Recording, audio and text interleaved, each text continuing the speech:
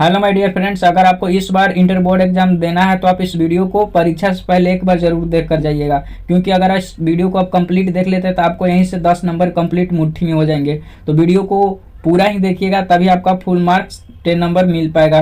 तो चलिए स्टार्ट करते हैं। इसमें जो है आपको पोएट्री सेक्शन का, ठीक है, पोएट्री सेक्शन का जितने भी पोएट है ना, उनका नाम, जन्म, मृत्यु और पोएट से रिलेटेड जितने भी इंपॉर्टेंट क्वेश्चन होते हैं वह बहुत ही आसान वे में हम लोग डिस्कस करने वाले हैं। तो आप कंप्लीट देखिए। जैसा कि आप जानते हैं कि हर साल इससे क्वेश्चन बनते हैं, 4 से 5 6 क्वेश्चन आ ही जाते हैं। तो आप कंप्लीट देखिएगा, जल्दी जल्दी हम लोग कर लेते हैं। चलिए देख लेते हैं क्वेश्चन नंबर 1। कहा जा रहा है कि who has compose the sweetest love I do not go. Sweetest love I do not go को कौन कंपोज किए हैं? तो जॉन डोनी किए हैं। कौन किए हैं? John Donne. Option A is right हो जाएगा। अब John Donne sweetest love I do not go को कंपोज किए यानी लिखे हैं। तो उनका जो जन्म हुआ है वह हुआ है 22 जनवरी 1572 लंदन, यूनाइटेड किंगडम में। याद रखिएगा कहाँ हुआ है, जगह का नाम है यूनाइटेड किंगडम। देखिए यही आपका क्वेश्चन में आता है, या लंदन भी आ जाए तो आपको मार देना है, ठीक है फ्रेंड्स।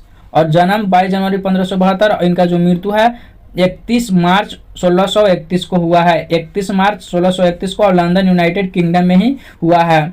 चलिए आप थोड़ा और पॉइंट देख लेते हैं। Sweetest love I do not go is a love poem. अगर sweetest love do not I गो का बारे में बात किया जाए तो वह कैसा पोएम है? लव पोएम है, ठीक है।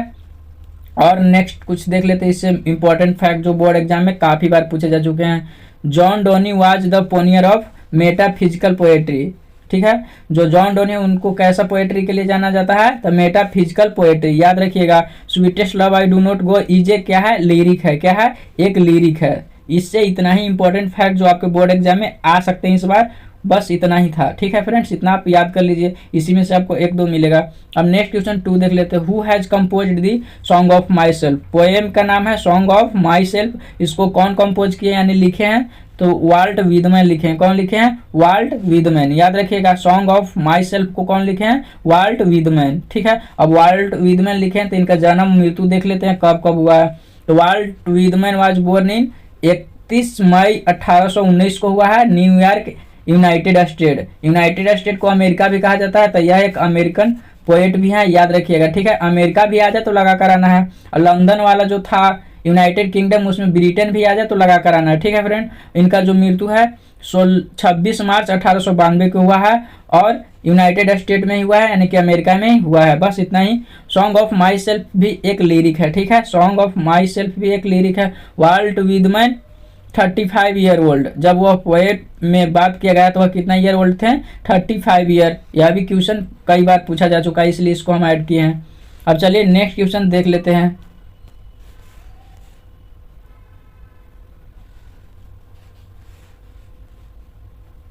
देखिए फ्रेंड्स क्वेश्चन यहाँ पर है, who has composed the poem now the leaves are falling fast. Now the leaves are falling fast को कौन कंपोज किए हैं?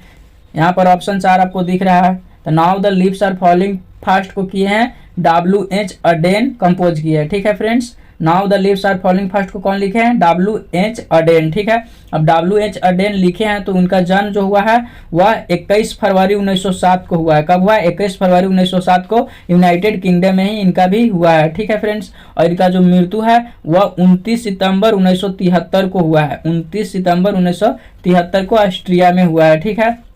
अब देखिए now the leaves are falling fast जो है वह भी एक लिरिक ही है। देखिए 3 पोएम हम लोग पढ़े, sweetest love I do not go, song of myself, और हम लोग पढ़े now the leaves are falling fast. यह तीनों के तीनों जो है लिरिक ही है, याद रखिएगा। लिरिक आ जाए तो याद रखिए। और ज़्यादातर जो पोएट है ना फ्रेंड्स, वह भी ब्रिटेन इंग्लैंड के ही हैं। यूनाइटेड किंगडम का ज़्यादातर है, एक अमेरिका का है, एक इंडिया का। बाकी अधिकांश जो पोएट हैं वह यूनाइटेड किंगडम के ही हैं।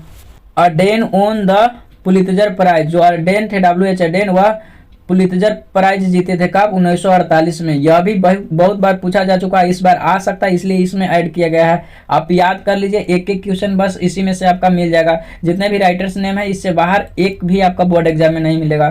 4 देख लेते। Who has composed the poem ode to atom.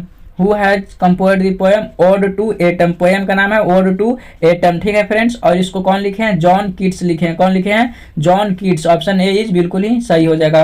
अब जॉन कीट्स लिखे हैं तो जॉन कीट्स का जन्म जो हुआ है 31 अक्टूबर 1975 को लंदन यूनाइटेड किंगडम में। देखिए यह भी ब्रिटेन के ही है, अगर देश ऐसे ब्रिटेन करके आता है तो ब्रिटेन ही लगाइएगा, नहीं तो इंग्लैंड भी इसका हो जाएगा, ठीक है, यह सेम चीज है, ठीक है, ब्रिटेन इंग्लैंड या यूनाइटेड किंगडम, तो याद रखिएगा। अब चलिए अब इनका मृत्यु देख लेते हैं।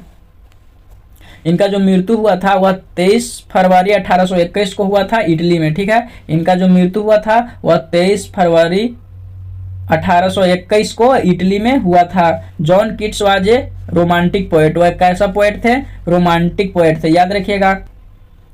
Each stanza of ode to autumn consist, ode to autumn जो पोएम है उसका ईच स्टेंजा जो है वह कितने लाइन का है, 11 लाइन का है, ठीक है, 11 लाइन का, याद रखिएगा।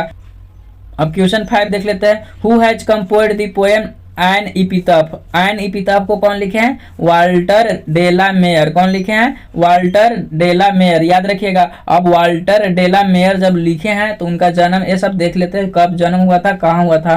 तो Walter de la Mare was born in, इनका जन्म जो हुआ था वह 25 अप्रैल 1873 को हुआ था, 25 अप्रैल 1873 को लंदन यूनाइटेड किंगडम। इनका भी देखिए लंदन, ज्यादातर जो पोएम है वह लंदन यूनाइटेड किंगडम के ही हैं, ठीक है फ्रेंड्स। इनका जो मृत्यु डाइड, इनका मृत्यु जो हुआ था 22 जून 1956 को यूनाइटेड किंगडम में ही हुआ था, ठीक है। Walter de la mayor Walter de la mayor जो थे वह एक पोएट भी थे, नोवेलिस्ट भी थे और शॉर्ट स्टोरी राइटर भी थे। यह तीनों चीज यह लिखते थे, पोएट भी लिखते थे, नोवेलिस्ट भी लिखते थे, नोवेल भी लिखते थे और शॉर्ट स्टोरी भी लिखते थे, याद रखिएगा। इसी के साथ आपका जो पोएट्री सेक्शन में 10 चैप्टर था उसमें से हम 5 का करवा दिए, पार्ट ए वीडियो है यह, और पार्ट 2 बहुत ही जल्द आने वाला है इसका, 5 और जो चैप्टर बच गया उसका। तो अभी तक आप वीडियो को लाइक नहीं किया, चैनल को सब्सक्राइब नहीं किया तो चैनल को सब्सक्राइब कर ले ताकि आगे आने वाला वीडियो का नोटिफिकेशन सबसे पहले आपको मिल सके।